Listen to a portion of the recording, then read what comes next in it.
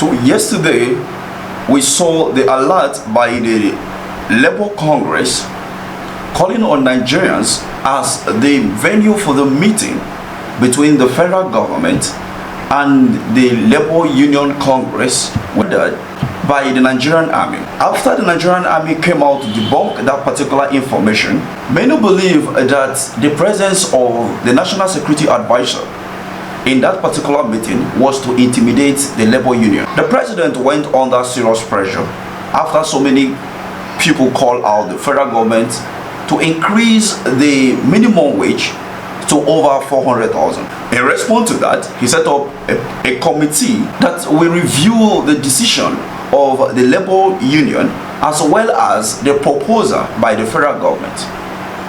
As of yesterday night, they came out with a resolution that they will be able to pay above 60,000 naira, of which the National Assembly leaders, the Speaker of the House and the Senate President, proposed to the National Labour Union Congress a few days ago. But the question and what people are saying is the fact that the legislators are supposed to be also under the minimum wage, of which they are supposed to be taking home that which every worker in Nigeria is taking. They didn't feel that they should be putting 200 today, 300 tomorrow, 500 the next day for a minimum wage. It is enough. Enough is enough. For them to know where the truth is pins us. Let them go. Let the Senate, the whatever. Let them put their salary on this minimum wage too, and let's see what will happen. Wow. Yeah. Let it go around. Let it go around like that.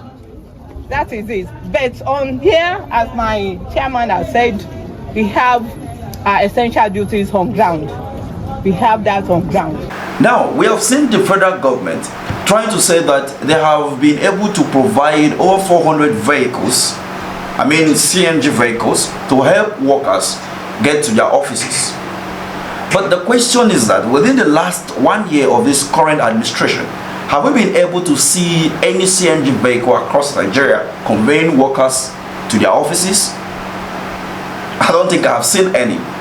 But to look at this in another very well context, the National Assembly for everyone has been given a vehicle worth over 100 million. Let's not forget that in 2023, they budgeted over 5 billion for the office of the First Lady that never exists. They even went to purchase a presidential yacht. The poorest state in Nigeria, Kebbi State, bought a vehicle for 23 lawmakers worth over 120 million. But in all of this, they never thought it wise that it would affect the economy of the country. But increasing the minimum wage to 150,000 naira at least per month will destroy the economic structure of Nigeria. And this is the reason why many Nigerians are crying out and saying no, the strike by the Labour Congress is legitimate and that the federal government should listen to what they are demanding for. 24 hours ago, they shut down the whole electricity in the country. People have been trying to blackmail the Labour Union, saying that they belong to Labour Party, and trying to drag His Excellency Mr. Peter Obi into this conversation. But the truth of the matter is that when one woman, the Minister of Women Affairs, went away with over 500 million, they never thought about the people in the rural areas or even the civil servants. And they are working freely in the country. Let's talk about the governor of Kogi State, who took over $700 million, $1,000, to pay his children's school fee ahead. And the EFCC knows exactly where he is, but I've refused to go pick him up. And between me and you, within the next 4 years, this case will die a natural death.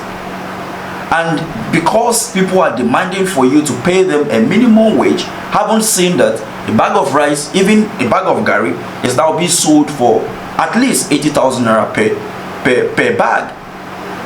And here we are saying it will destroy the economy. Some of the buyers complaining about the high cost of food and item in the market as of today. And most of them are saying if in the next 6 months the president cannot adjust to what is happening in Nigeria, they have no other option than to leave the country. I think that it is obvious that the democracy that we practice in this part of the world is not actually to help the poor people. It is just for the few elites who create every enabling environment for themselves to loot the resources of the various countries that practice such kind of democracy. Look at Burkina Faso, for example.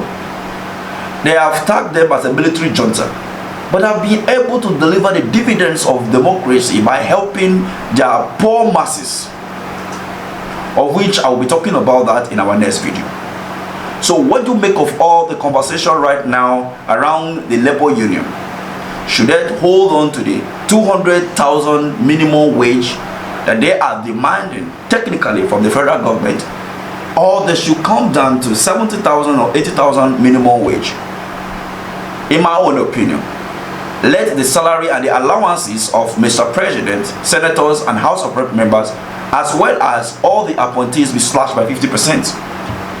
Then we can look at how we can invest that into agriculture, as well as raise the bar in terms of the minimum wage and other infrastructural needs in the country as of today. Thank you for watching.